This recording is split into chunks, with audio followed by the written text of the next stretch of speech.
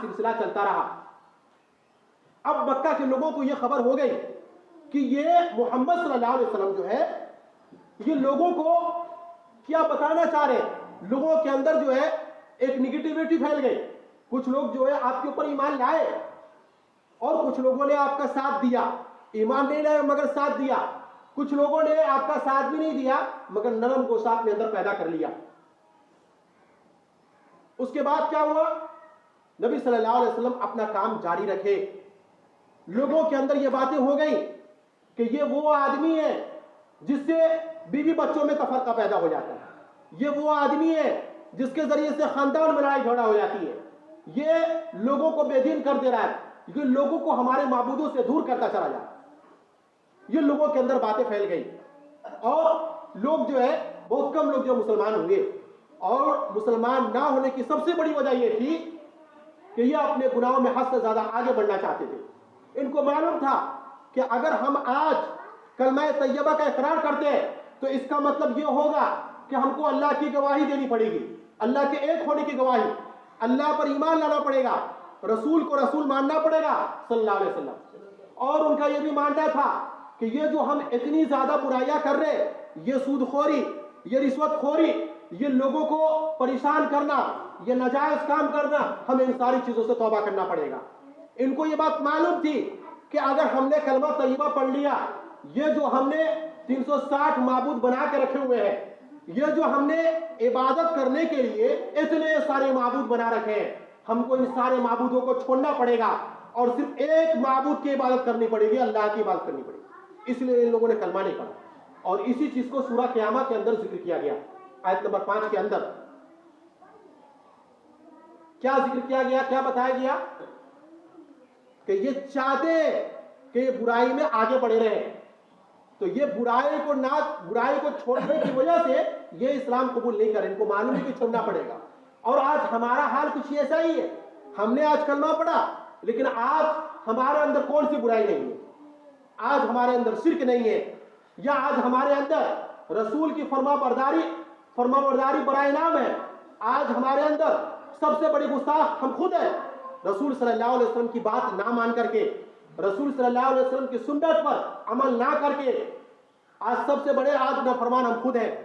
آج ہم مسلمان ہیں لیکن آج کون سا گناہ ہم نہیں کر رہے؟ آج چوری, رشوت خوری, چگل خوری, زناکاری, شراب نوشی اور بے حیائی, برائی, ہر طرح کے کام, ہر طرح کی برائیاں, ہر طرح کے گناہ آج ہمارے ضمیر کے اندر موجود ہے. تو آج ہم نے کلمہ پڑھا لیکن کلمہ کا مطلب ہم نے نہیں سمجھا ہم نے کلمہ کا مطلب. اور جس دن کلمہ کا مطلب سمجھ لیا, یقین جانیے اس دن ہم لوگوں کے اندر سے یہ ساری برائیاں انشاءاللہ ختم ہو جائیں گی. یہ دعوت کو روکنے کے لیے ان لوگوں نے الگ الگ کام بھی کیے. چونکہ یہ مشن یہ معمولی مشن نہیں تھا, یہ اسلام کو آگے تک پہنچانا یہ بہت بڑا مشن تھا. اور نبی صلی اللہ علیہ وسلم کی دعوت کا اثر دن بدن ہو رہا تھا. شروعات میں خاندان کے لوگ, کچھ لوگ مسلمان ہو گئے, کچھ دوست لوگ مسلمان ہو گئے, اور دھیرے دھیرے مکہ میں اور لوگ مسلمان ہوتے چلے گئے. تعداد بڑھتی جا رہی تھی. بات مت کیجیے, ہیلو, بات مت کیجیے. یہ دعوت جو ہے چلتی رہی. تو ان لوگوں کا جو سب سے بڑا مشن تھا, ہمارے نبی کا سب سے بڑا مشن یہ تھا کہ اللہ کی دعوت کو لوگوں تک پہنچایا جائے. اور مکہ والوں کی یہ مشن تھی کہ نبی کی دعوت کو روکا جائے. اور ان لوگوں نے اس کے لیے بڑے جتن کی, بڑی کوششیں کی. کچھ دنوں کے بعد حج کا زمانہ آنے والا تھا. ان لوگوں کو بڑی فکر تھی, حج کا زمانہ آ رہا ہے, لوگ الگ الگ ملکوں سے آئیں گے, یہ محمد صلی اللہ علیہ وسلم لوگوں تک باتیں پہنچائیں گے. کہیں ایسا نہ ہو کہ لوگ دعوت کو ان کی قبول کر لیں, لوگ مسلمان ہو جائے, ایسا نہ ہو. ان لوگوں نے میٹنگ کی آپس میں کہ کیسے محمد صلی اللہ علیہ وسلم کی دعوت کو روکا جائے. کہا جب لوگ حج کرنے آئیں گے تو ہم کہہ دیں گے کہ محمد کاہن ہے. کسی نے مشورہ دیا, کہیں گے کہ محمد نجومی ہے. کسی نے کہا کہ ہم یہ مشورہ دیتے ہیں کہ لوگوں کو کہیں گے کہ محمد شاعر ہے. کسی نے کہا کہہ دیں گے کہ یہ مجنون ہے, یہ دیوانہ ہے. نعوذ باللہ, استغفر اللہ. ان میں سے ایک آدمی تھا ولید بن مغیرہ. یہ بڑا پہنچا ہوا انسان تھا. لوگوں نے کہا اے ولید بن مغیرہ, کچھ آپ ہی بتائیے کہ جو باہر سے جو لوگ آ رہے ہیں حج کرنے کے لیے, ان کو کیسے بتائیں گے کہ اس آدمی کی بات نہ سنی جائے, محمد صلی اللہ علیہ وسلم. تو ہم جب یہ بات کہیں گے کہ ان کی بات نہ سنی جائے تو ہمارے پاس کوئی تو موٹیو ہونا چاہیے نا کہ کیوں نہیں ان کی بات سنی جائے. تو ہم یہ کہہ دیں کہ یہ شاعر ہے, مجنون ہے, یہ کاہن ہے, یہ سرفراہ ہے, استغفر اللہ نعوذ باللہ وغیرہ وغیرہ.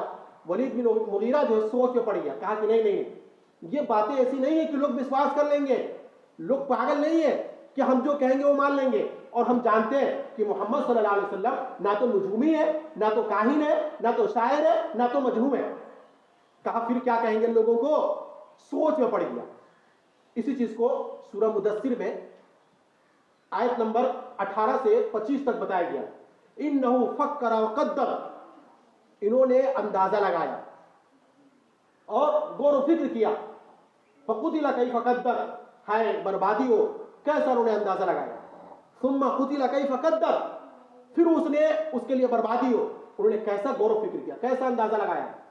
ثم نظر, پھر انہوں نے نظر دوڑائی. ثم عبس وبسر, پھر پیشانی کو سکڑا, منہ بوسوڑا اور پیچھے ہٹا. ثم ادبر واستکبر, پھر پیچھے ہٹا اور تکبر کیا, گھمنڈ کیا. فقال ان ھذا الا سحر یؤثر, ہم لوگوں کو یہ کہیں گے. ولید بن مغیرہ جو بات کہا لوگوں سے اس کو قرآن کے اندر بیان کیا ہے. فقالوا, ان لوگوں نے کہا, ان ھذا الا قول البشر, ان ھذا الا سحر یؤثر, کہ یہ وہ کلام ہے جو جادو ہے اور اس کا اثر ہوتا ہے, ہم لوگوں کو یہ بات بتا دیں گے. یہ لوگوں نے آپس میں میٹنگ کیا. نہیں, ان ھذا الا قول البشر, ان لوگوں نے یہ بھی کہا کہ ہم یہ بھی کہہ دیں گے کہ یہ انسان کا کلام ہے.